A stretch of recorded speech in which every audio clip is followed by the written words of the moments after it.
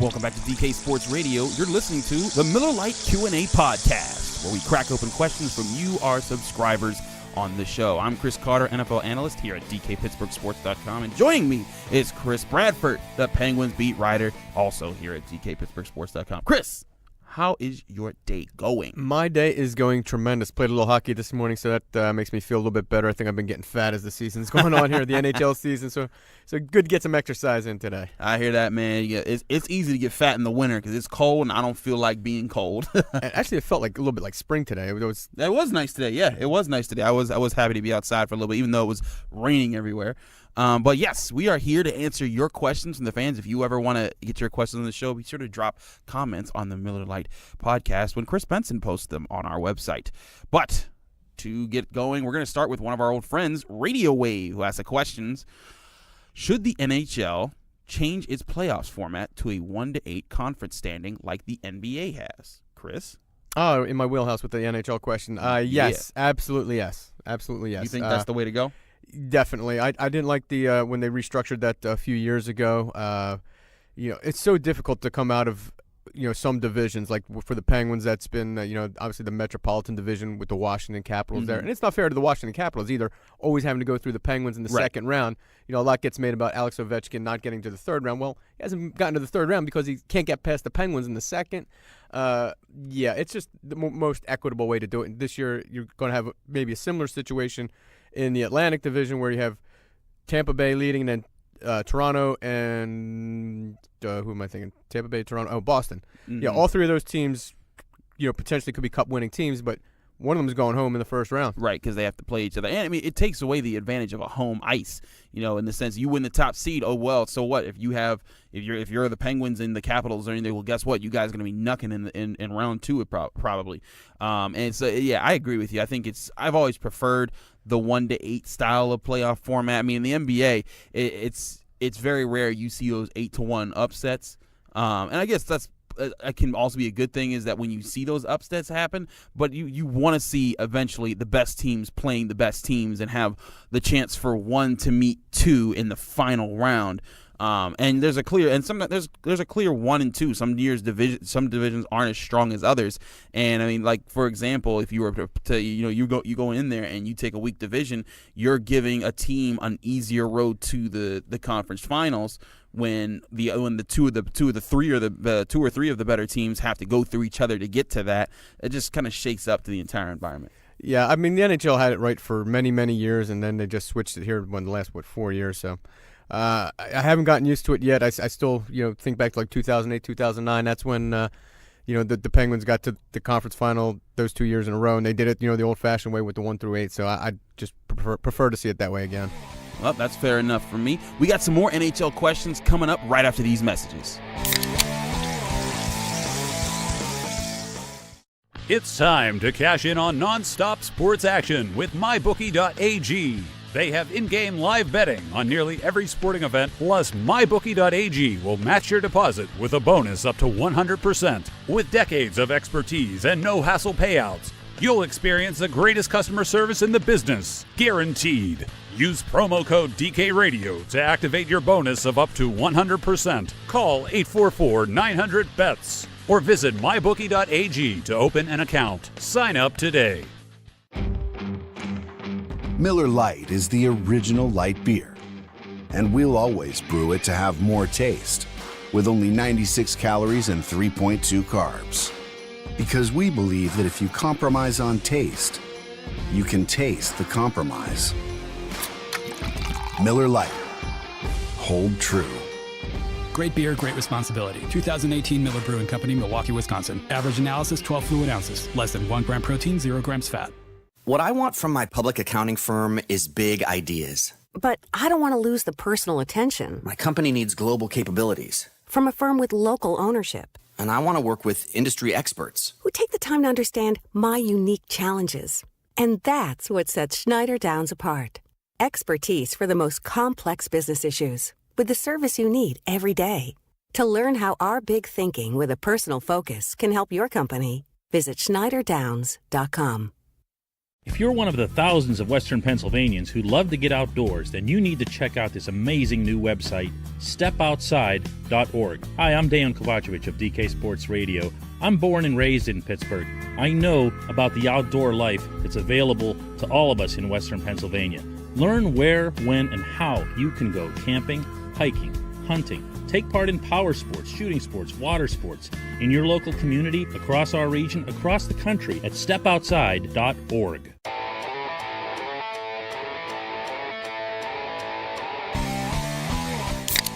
Welcome back to DK Sports Radio. You're listening to the Miller Lite Q&A podcast. I'm Chris Carter here with Chris Bradford, and we're answering questions from you, our subscribers at DKPittsburghSports.com.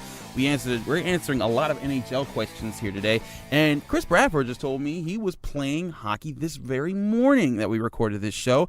So we're going to ask you a hockey playing question. This question comes from Donnie Mason, who asks, can you please explain the art of making line changes in the NHL? Because I've watched players jumping into and out of play millions of times and still don't know how they pull it off so seamlessly while the puck is still in play without making major gaffes. Thanks. It's a good question. Actually, it's obviously NHL's level is a lot different than certainly Pee Wee hockey. Those guys definitely know what they're doing. But you have seen that this year where it's kind of bit the Penguins where they haven't gotten a good line change. Guy gets. I'm just thinking the game the other night. Carter Rowney gets extended out there by himself. Anything more than 45 seconds now. Players just totally gassed. In terms of the logistics of getting on and off so seamlessly, as he says. It's really not that difficult. They have like a 10-foot, I guess it's called cushion, where where the player has to be before the other player can jump onto the ice. You've seen that sometimes bite a team again. We were getting an illegal substitution call, not the too many men. It's art form. I don't know about art form. I think it's just kind of part of the game more than an art. But it's just something you develop and make it naturally part of your team. Yeah, I mean, teams, the guys have been playing the NHL. They know what they're doing in terms of line changes. The key thing is just keeping them short and keeping them about 45 seconds again, because anything more than that, you get the lactic acid in the legs and you're just dead. If you've ever played hockey and you're tired, you go down in a hurry. I've never played ice hockey. I've played a little bit of just like, I guess what they call it, deck hockey, is when you're just running around. I've played a little bit of that just for fun. But I've always believed that, man, if God wanted men to skate, he'd put them on our feet. But no, I'm just joking around. But yeah, thank you, Donnie, for the question. I can't really contribute to how they make line changes because that I've always asked that question myself. So I learned a little bit from you today, Chris. We're gonna move on to a question from our other good friend, Church of Greg. Church of Greg asks, the Penguins of late have had success bringing players in not performing up to standard, but end up playing well in Pittsburgh. See Schultz, Cole, and Oleksiak. Is there a center out there that has lost value but could be a fit to blossom in Pittsburgh that wouldn't require losing key pieces such as Sheary or Cole? A center that would do that? Yeah. Obviously, the third-line center we've talked about ad nauseum, I think, for the past most of the season that what the Penguins are going to need. It's before the season. Yeah, and who the Penguins could get is a guy that's actually, I think, would really fit in well here, and it's a guy who's been here before, was Mark Letestu. He was with the Penguins back in 2010-11, I believe. Played fairly well here, but he's gone on to do bigger and better things in Edmonton. For my money, that's the name that's been bandied about in recent weeks, and that's the one that intrigues me. I mean, he's not going to cost you a whole heck of a lot. He's a defensively responsible center, and that's really what the Penguins need there. Has a little bit of scoring touch, played some power play time in Edmonton with Connor McDavid, so a good two-way player, very intelligent player. That's the one thing that always stuck out about Letestu, and I think if he would come back here, I think he'd be a good fit. That sounds like it. I mean, that's the thing is that I always think it's important if you can find a person that can fit right back into your chemistry and not take the time that has to develop, because when this trade deadline hits, they're going to have basically a month before it's go time, and it's going to be time that the games start to really count because it's going to be playoffs. And the other thing I liked about Letestu is is some of the intangibles he brings. I mean, he's now in his 30s. The Penguins are a very young team. Their leadership core is guys like Malkin, Crosby. They're just about 30 years old. So this guy has a little bit more veteran experience. He's not like an old guy like Matt Cullen was. And I think there's something to be said for having that older guy to bounce some ideas off of, talk about experiences that they've gone through. So I think that's why Cullen worked, and I think that's why potentially Mark Letestu would be a good fit. Well, there you go. Mark Letestu is going to be the guy. Thank you for the question, Church of Greg. When we come back after these messages, we got some more NHL questions. Stay tuned.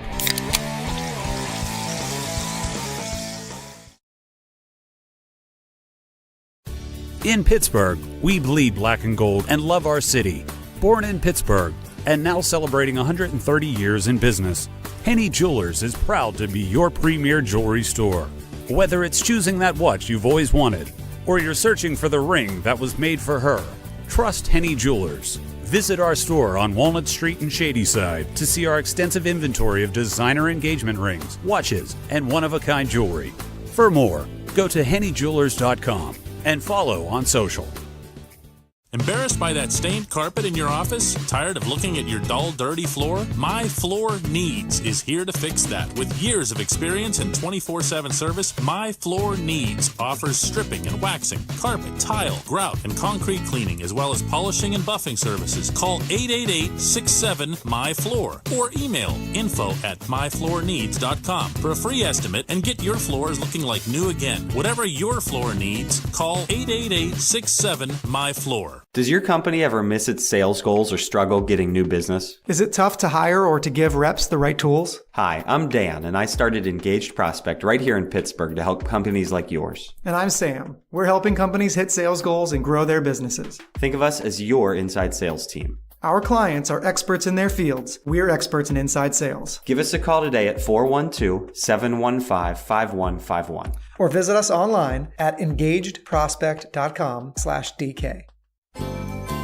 It's been 50 years since the Summer of Love, but if you're not performing as well as you'd like, check out NEDforless.com. I'm Eric Cushy of Curtis Pharmacy. Don't pay premium prices for the little blue pill. So Denafil, the same active ingredient as in Viagra, costs 80% less. NEDforless.com. All we need is your physician's name. We do the rest. Free shipping, too. NDDforless.com. Curtis Pharmacy, Western PA's Better Way Pharmacy. CurtisPharmacy.com.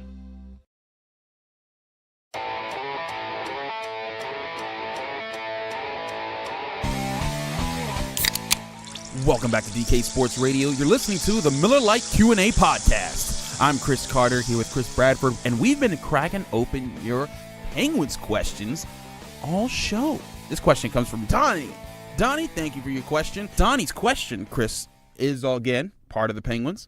In lieu of the upcoming NHL trade deadline, what do you guys think is the Penguins' biggest need to address other than a third-line center? Other than third-line center. Because that's the one that's going to be, that was talking about. Literally, you said it's been talked about all season. I remember the Penguins winning the Cup last year and people saying they need a third-line center like the next week. I'm like, man, can they get the parade over with? Yeah, it's been that kind of a concern. Other than a third-line center, obviously there's been talk of, possibly a winger, a scoring winger, a guy like Evander Kane. His name has popped up. I don't see that one. Same with Mike Hoffman, a guy from Ottawa, who Penguins fans certainly remember from last spring. But I'm going to go off the charts here, and it's not obviously a huge need, but I would go with backup goaltender. Okay. You don't believe in Casey DeSmith? No, nothing against Casey DeSmith or Tristan Jarry. In fact, it's more of maybe an indictment of Matt Murray and the season he's having. Obviously, a tough situation with the injuries than with his father. Mm-hmm. His game's just not been to where it should be this far along in the season. So if I were Jim Rutherford, I might be tempted to take a look at getting an experienced goaltender just to, in case Murray does go down. He has a history of injuries. He hasn't played a full NHL season yet. The Penguins have won 2 Stanley Cups, and they've done that using 2 different goalies. Mm-hmm.